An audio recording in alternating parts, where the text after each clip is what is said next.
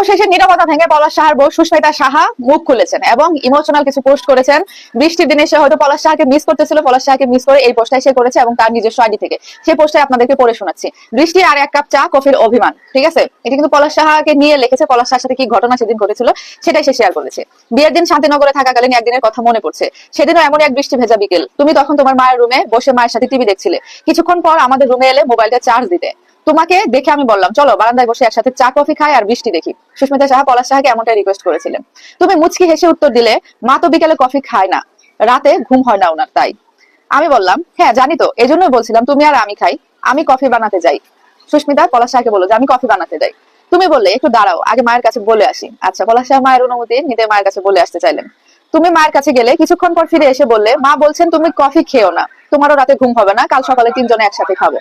তার মানে সুস্মিতা সাহার শাশুড়ি সুস্মিতাকে কফি খেতে মানা করেছে, কেন? রাতে যেন ঘুমের ডিস্টার্ব না হয়, সকালে তারা একসাথে খাবে, যেহেতু এখন বিকালবেলা কফি খাবে না। আমি তখন চুপ রইলাম, মনের ভিতরে হালকা অভিমান জমে উঠলো। আমি বললাম তোমার তো ঘুমের সমস্যা নেই, তাছাড়া প্রতিদিন তো আর বলি না, একদিন চাইছিলাম শুধু। ঠিক আছে, দরকার নেই। তুমি অভিমান টের পেয়ে কিছুক্ষণ পাশে বসতে চাইলে, এর মধ্যে তোমার মা ডাক দিলেন, পলাশ এত দেরি করিস কেন? টিভি দেখবি না যখন, এসে বন্ধ করে দেয়, আমার ধারে তোর বসা লাগবে না। পলাশ সাহার মা নাকি এমনটাই বলতেছিলেন পলাশ সাহাকে।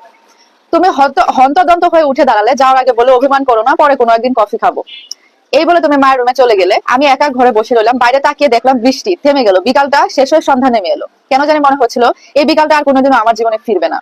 আর সত্যিই তাই হলো। একসাথে 2 বছর 4 মাস থেকেও এক বিকেলে আর আমার জীবনে আসেনি। এক বিকেল আর আমার জীবনে আসেনি। অনেকগুলো বৃষ্টি ভেজা বিকাল এলেও এক কাপ কফি খাওয়া হলো না আর তোমার সাথে, আর হবেও না কোনোদিন। সুস্মিতা সাহা, তারিখ 22/8/2025। সত্যি ইমোশনাল একটি গল্প। এটি যদি সত্যি সত্যি তাদের জীবনে ঘটে থাকে, সত্যি সত্যি ঘটেছে বলে তো শেয়ার করেছে। সত্যি এটা অনেক দুঃখজনক একটি ঘটনা। একটা হাজবেন্ডের কাছে সে চা কফি খাওয়ার আবদার করতেই পারে, এবং আমরা আমার হাজবেন্ডের কাছে বৃষ্টির দিনে হোক, বৃষ্টির দিনে বাইরে হোক, অনেক ধরনের অনেক আবদারি করে থাকি। আমাদের হাজবেন্ডরা সেটা পূরণ করার চেষ্টা করে, কিন্তু পলাশ সাহা যেটা করেছে, সে হচ্ছে তার মায়েরকে এত প্রায়োরিটি দিছে এবং তার মায়ের অনুমতি, এক কাপ কফি খেতেও তার মায়ের অনুমতি নেওয়া লাগছে। সুস্মিতা সাহা এটাই আসলে বুঝাতে চেয়েছেন, এবং সত্যি এটা অনেক দুঃখজনক ঘটনা। যদিও সে অনেক অভিমান করে মনের কষ্ট থেকে আজকে বৃষ্টি ভেজা বিকালের জন্য সে কিন্তু এই পোস্টটি দিয়েছে পলাশ সাহাকে অনেক অনেক মিস করে। কিন্তু পলাশ সাহা তো এখন পরপারে, সে তো আর শুনতে পাচ্ছে না, কিন্তু যে মনের কথাগুলো ফেসবুকের ভাষায় সে ফুটিয়ে তুলেছে। এতদিন সে নীরব ছিল, এতদিন কোনো কথা বলেনি, আজকে সে মুখ খুলেছে এবং আজকে সেই পোস্টটি শেয়ার করেছে। সত্যি পার্সোনালি এই গল্পটা পড়ে আমার কাছে অনেক খারাপ লেগেছে, অনেক কষ্ট লেগেছে।